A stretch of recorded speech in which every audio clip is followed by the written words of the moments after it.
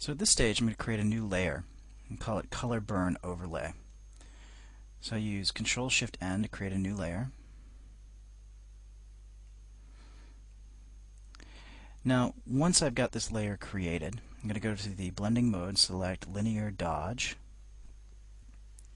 Oh, here I'm selecting Color Burn. However, I'm going to change that. It needs to be Linear Dodge. I mislabeled it. Linear Dodge Add.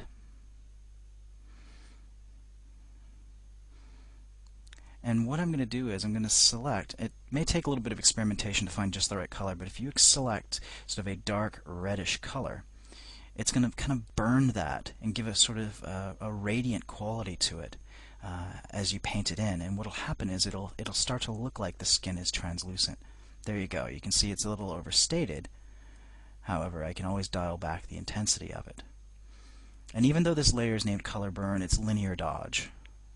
That was my naming mistake.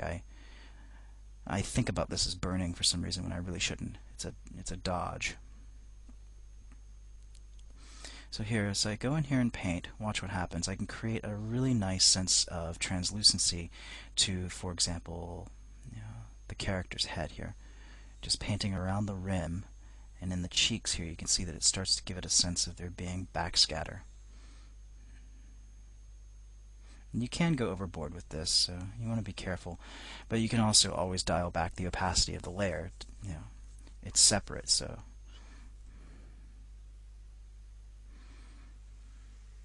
I'm definitely trying to paint it around the edge so it feels like there's, backlight shining through the flesh. Here along the shoulder. And I'll switch to the eraser, and I'll just go in and knock some of this back as well.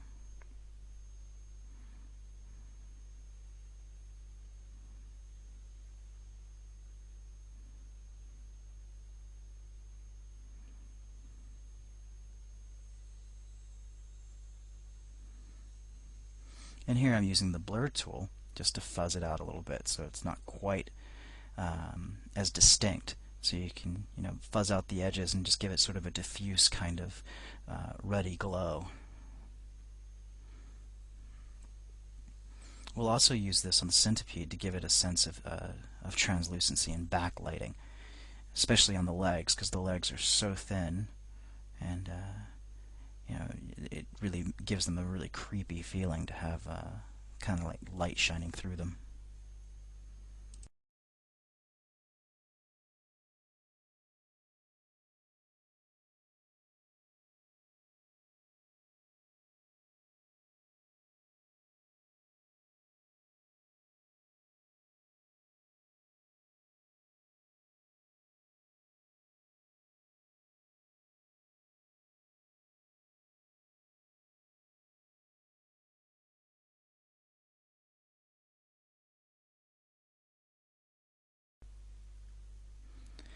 Now this stage we'll move over to the centipede, and I'll make use of that matte again.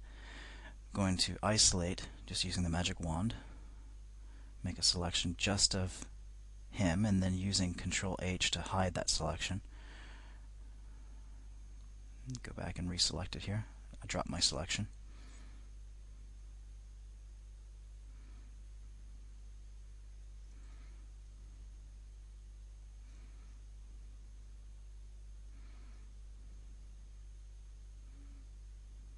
Now Control-H hides the selection, and I'll now paint into my layer using this dark orange color.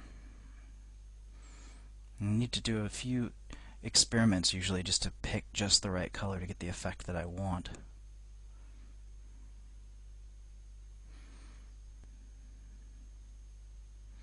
Here you can see how painting into that now creates this translucent effect, where it seems like light is being refracted through those legs and through the carapace on his head.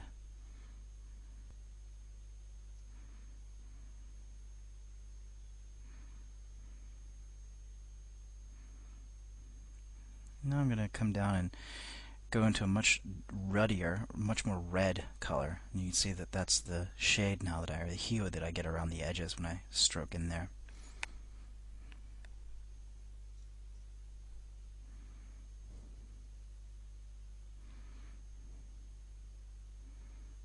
And because I've got that hidden selection on just the centipede, I can just freely stroke along here and not worry about whether or not I'm going to hit the fingers.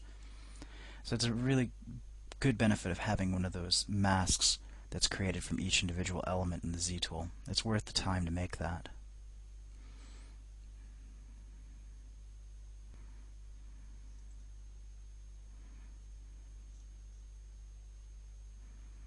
I'm going to increase my draw size a bit.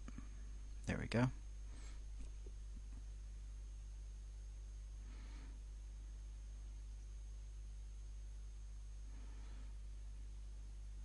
Man, I don't like centipedes.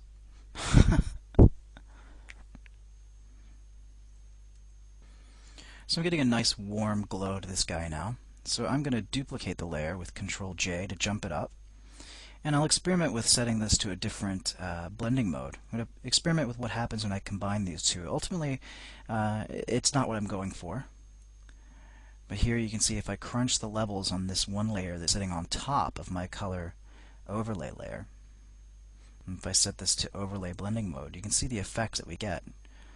So definitely experiment with combining multiple copies of layers and changing the blending modes between them. You'll start to get a feel for what types of effects you'll get. But it's always a little bit different depending on the color that you're working with and the levels of the image that you're working with. So here I'm just switching the visibility on and off on that. Checking the actual color that I put down, you can see that when I switch it to normal blending mode, you can see what happens. And now I'm finally renaming this. So it's now linear dodge.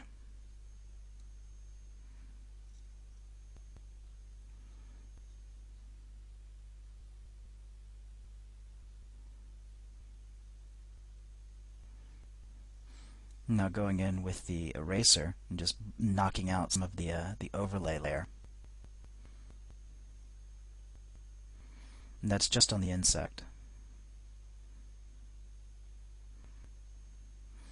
And you can see that I've actually moved the overlay layer now under linear dodge. That means that the linear dodge effect will be taking place on top of that overlay color.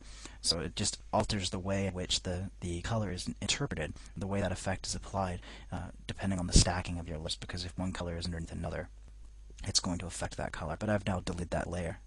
I decided not to go with that. It was just kind of overcomplicating things, and I really wasn't, liking what it was doing. It didn't seem worth the trouble.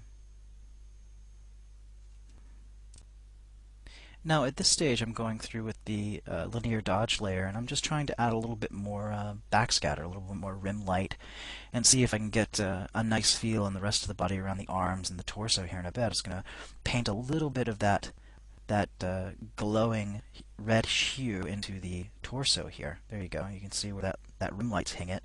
I'm going to experiment with bringing some of that linear dodge effect in there. And I'll knock that back with the eraser immediately. You see me trying to blend that off a little bit. But it does create a nice contrast there because it's so cool. It's such a cool color down there. It's nice to have that redness, that slight warmth. And of course in the hands, all you have to do is hold your hand up to a light to see that you do get color bouncing through the edges of your skin. So I'm going in here and doing the same thing to his hand. And up here, I'm doing the same thing in this hand as well.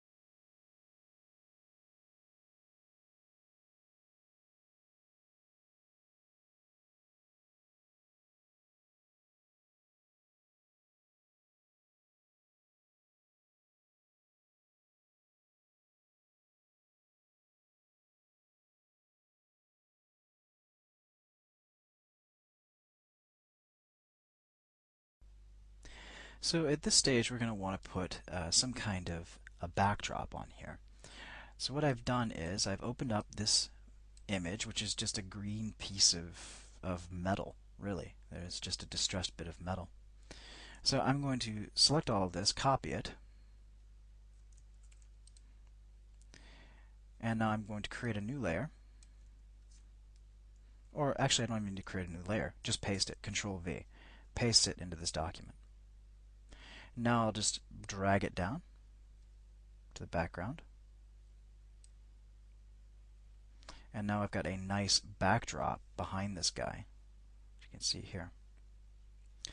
Now what I'd like to do is I would like to change up some of the color here. I would like it to be a little bit cooler back behind this really warm centipede, and then it trail off to the green down here. So I'd like to put some blue back here. So what I'll do is I'll just create a new layer.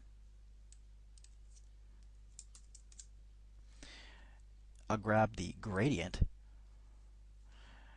and I'll select kind of a bluish hue here. And then I'll just drag this here.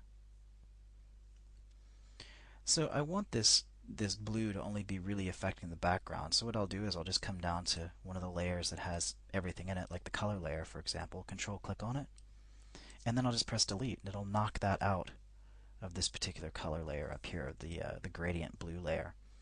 And I can set this to overlay. And I can dial back the opacity on it.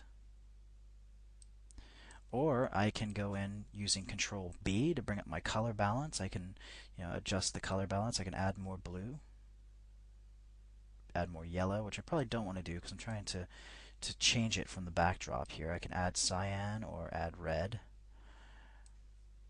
Alternately, you can also go into Control U, which brings up your hue saturation, and just adjust your saturation. I use hotkeys a lot, by the way. I think it's important to get a handle on those as soon as possible.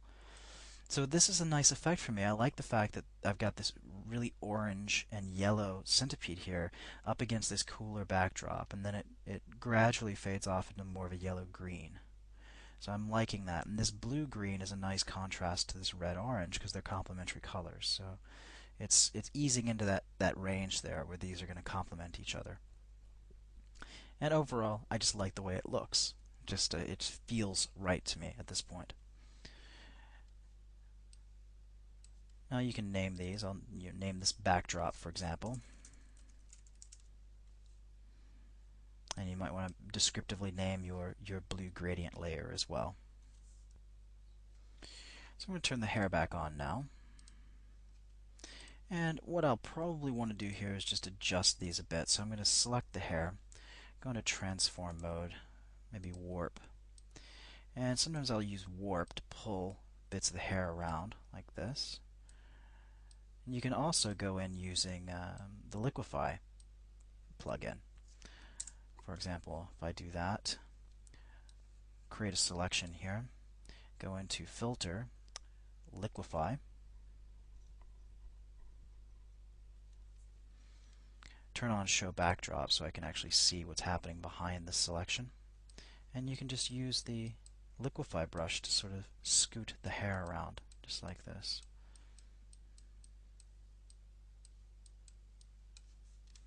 Click OK.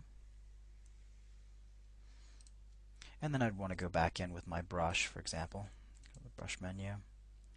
I'm using the hotkey B to bring up brush and select my little hair stroke there.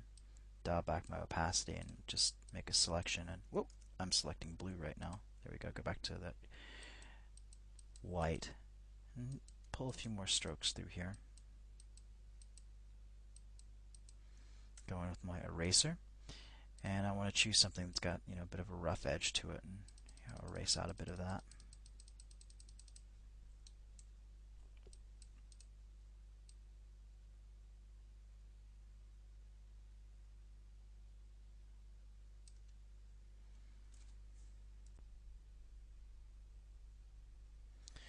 Now I want to add in some blur, some kind of depth of field. So what I'll do here is I'll go to my top layer, press Control Alt Control Alt Shift E, and what that does is it collapses all of my visible layers into a new document. Now I will duplicate that document, just jump it up with Control J, and I'm going to add a layer mask by clicking this button right here. Now into that layer mask I'm going to apply one of my utilities here. I'm going to select all of the depth layer and copy it. I'm going to alt click on this layer mask so I can see it, and I'm going to paste that depth in there. Now what that does is you're not going to see anything right now. It's actually making transparency in this layer, but because I have a duplicate layer behind it, you can't tell anything's happening. Were I to isolate this layer, you would see that it causes transparency to occur. Now we're not going to use this for transparency though. We're going to use this to create depth of field by going to the Filter menu, Blur, Lens Blur. And Lens Blur can use a layer mask to determine what's fuzzed out and what's not. Here you go. I'm creating depth of field based on what's closest to the camera, in this case the hand. So this is creating a really convincing depth of field effect. My blur focal distance is set to 9. I can shift that.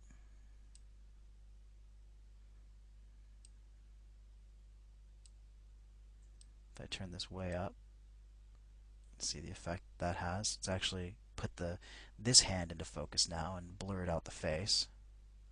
So we're trying to look for kind of a happy medium here. There we go. It's getting closer to the face being in focus. You don't have to torture yourself on this to get exactly what you want in sharp focus, because you can't always erase out the areas that you want to be sharper. Also, don't forget that you can adjust the radius control here. There we go.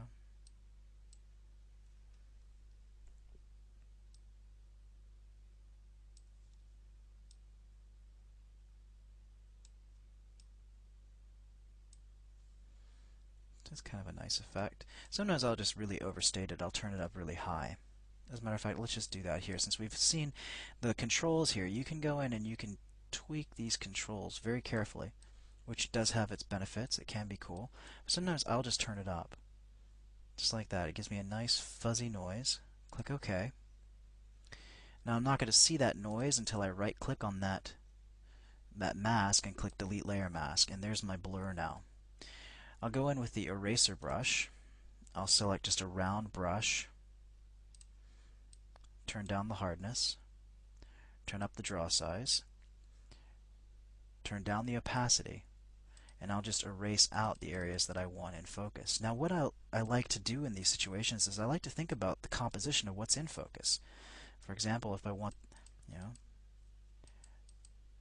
your eye led from maybe the centipede to the face, down the arm, you can selectively turn things on or selectively focus areas.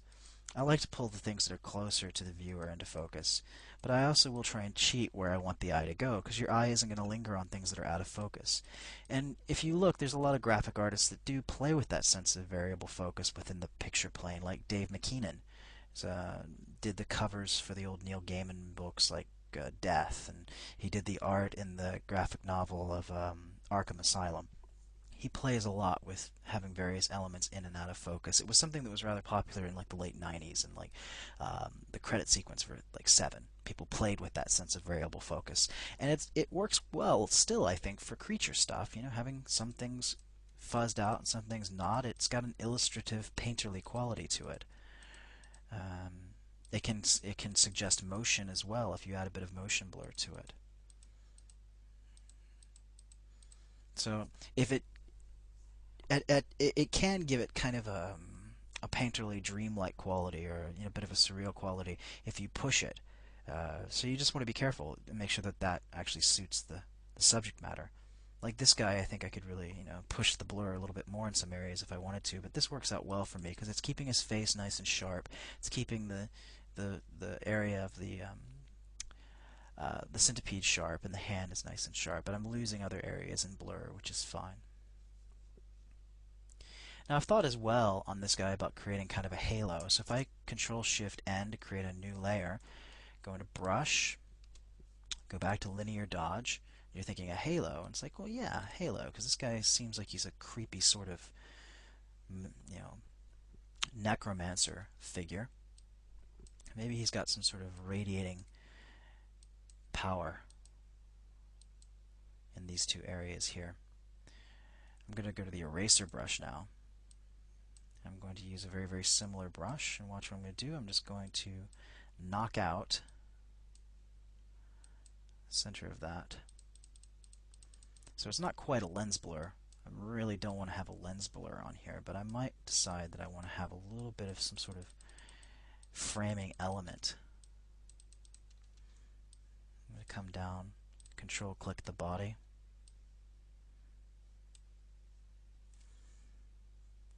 Delete that out so it looks like that glow is happening behind him.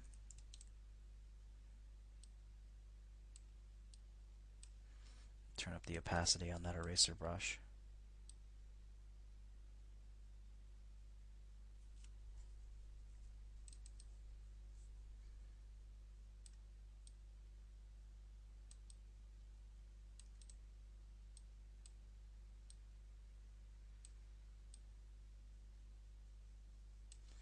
And I can go into the levels control on that. And if I crunch those levels, you can see the effect that you get. I can make it more subtle, I can make it more reddish. I can dial down the opacity.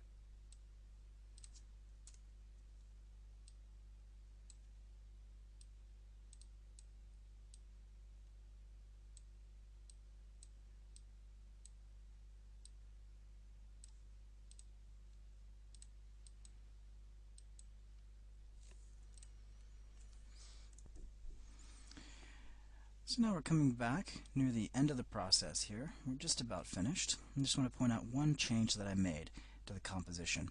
I didn't like the angle of the head here. So what I did was I made a lasso selection,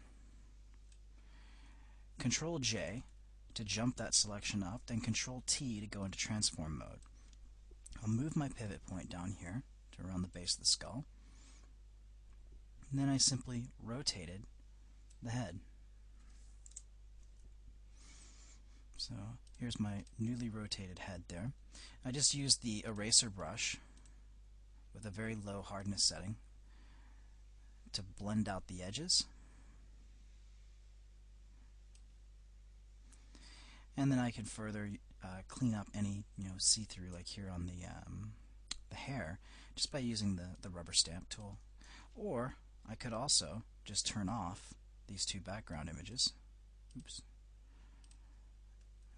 Merge that down, excuse me. Go into my backdrop, turn off the hair, turn off the body, and then just erase out the head.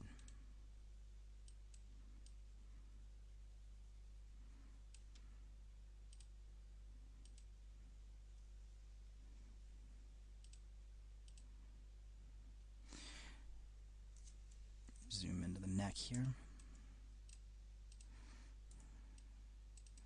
And just use that eraser brush just to blend that off. You're going to be careful not to reveal like a ghost of the chin there. There we go. In this case, I'm actually going to increase the hardness a little bit on my brush, turn on the draw size, and then just knock that back, just like so. Go into the rubber stamp brush, the clone brush, and I'll stamp a clone here. There we go. Now if you want to add some eyeballs in here, or some sense of eyes, what we'll do is we'll create a new layer, Control-Shift-N to create a new layer, and I'll zoom in. And a very quick way that I'll go in and create eyes is to select a dark color, select a brush that's got a relatively hard edge to it, and then just paint in a dot for the iris.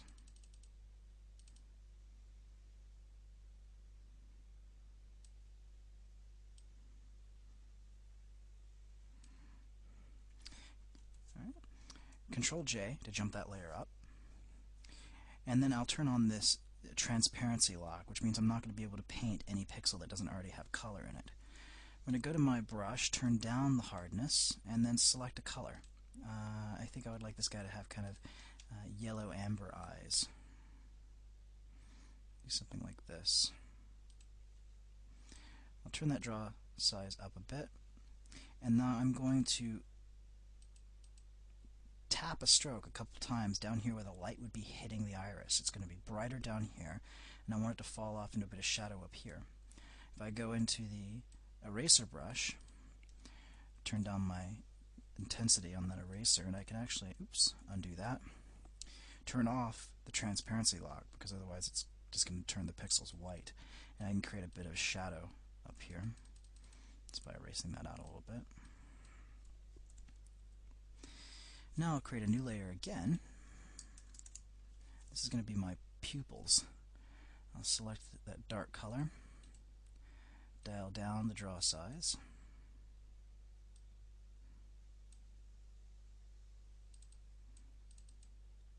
and then tap a few times. Then we'll create another layer. And now this is the one that really sells it, is putting the reflection on, putting little hot spots of reflection. And it looks like actually this pupil here I need to fix. This pupil's off a bit, so I'm just going to click and drag that around.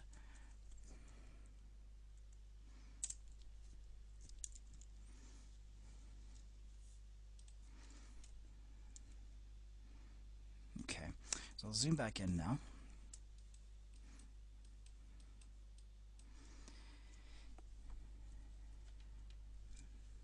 Now what I want to do is I want to actually create a little pinpoint, a little hot spot of light where it looks like it's the light source is reflecting in his eye. So to do that, we'll select white, or something close to white. Okay.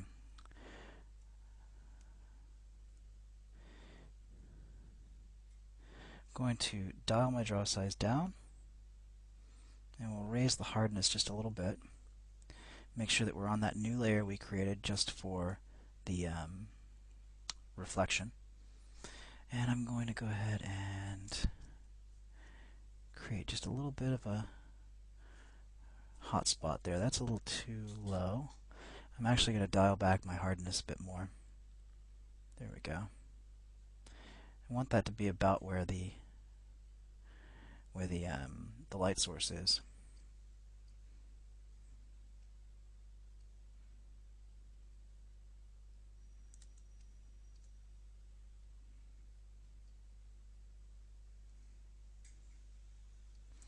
Going in with the eraser, just knocking that back some.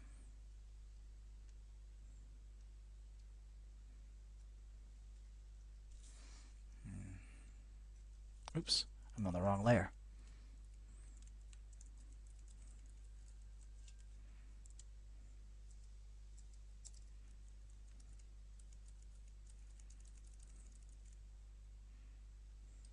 Here we go. Now we'll go back in with our brush.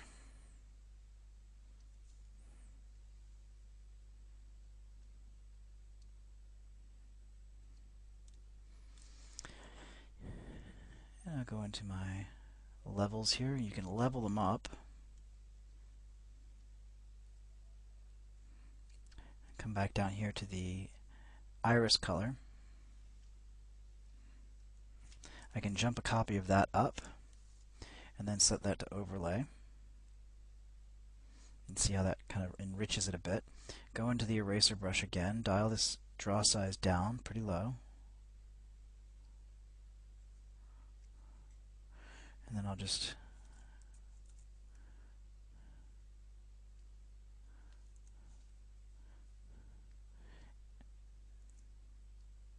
take this down to 1. There we go. I'll just stroke through that a little bit to make some variation.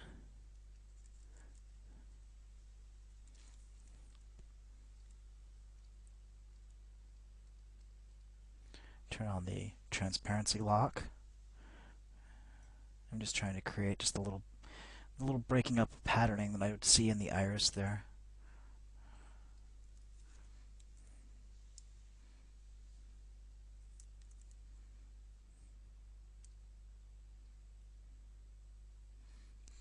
here to the highlight, Control 0 to zoom out. You can see how that hot spot, that highlight, really brings those eyes to life.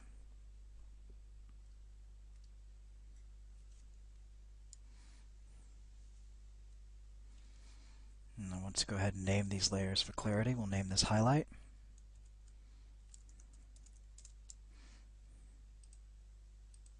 Pupil. Name this iris 2. We'll name this iris 1. And then this is going to be my black backdrop.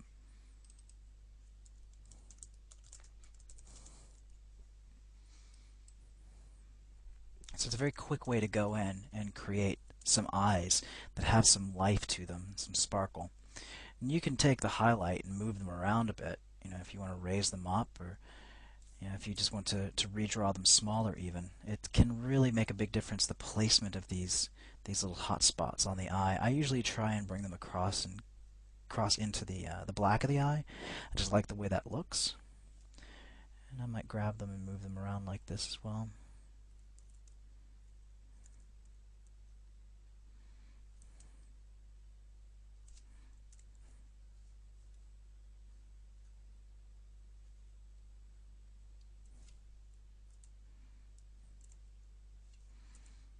Remember, you can go in with your eraser and turn down that opacity.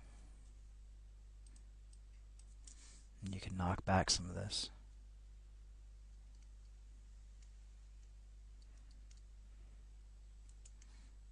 If you want to make any sort of finishing touches on here, you can create a new overlay layer. I'll do this often. I'll create an overlay layer and just start painting in a little bit more patterning. I might elect to go in with the brush here and sample maybe a purplish hue and do some veining. Go around the lip area, for example.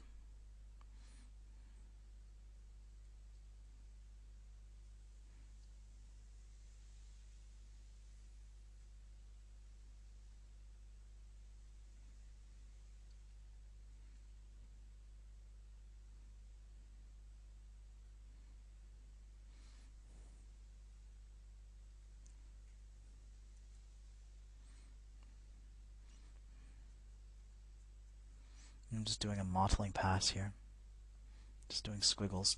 And you can go into your levels and you can darken it, lighten it. Remember, you can desaturate it as well. And just these little touches can help, push certain areas.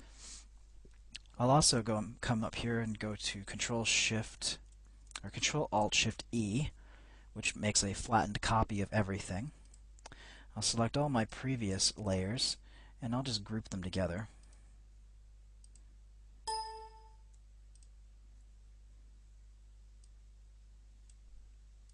Close that group and we'll just call these working layers. And then sometimes I like to work on the flattened copy just to do my last little bits. So if I go back to Control 0 to zoom out, go into my levels, you might choose to adjust the levels on this guy. You might like the look that it gets if you increase the contrast a little bit like that. Oftentimes I'll use the dodge and burn tool. Zoom in on something like the face here, for example. Maybe I want to pull some areas out. I'll just stroke into this, lightening some areas and darkening others. These corners of the mouth here, for example, I'll go in here and darken these. I want this to fall much more into shadow than they are.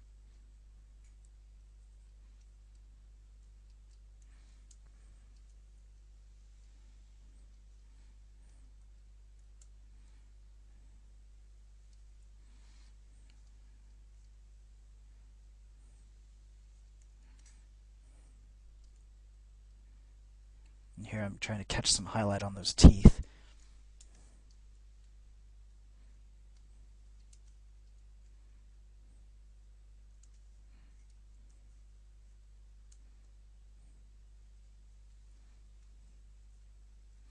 And you can actually create more striations and wrinkles here just by pulling out highlights and painting in shadows using this dodge and burn tool.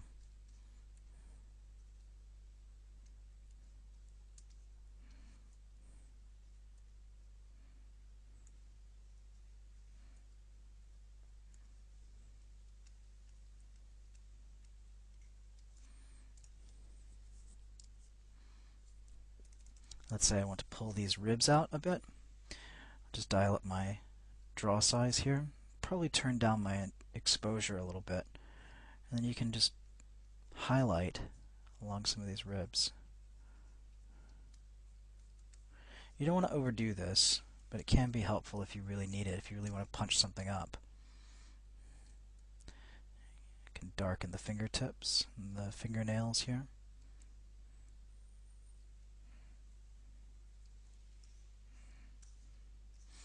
And you can alternate by holding down the Alt key whether or not you're burning or dodging. Here I'm holding down the Alt key to work darker areas in between the segments, and letting go to pull a highlight.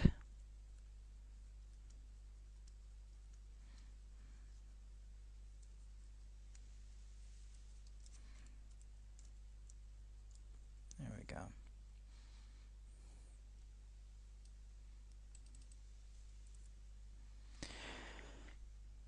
So just taking a look by hiding all of my interface elements by pressing the Tab key. And you can change your background color just by right-clicking on the background in Photoshop to set it as black or gray or a custom color.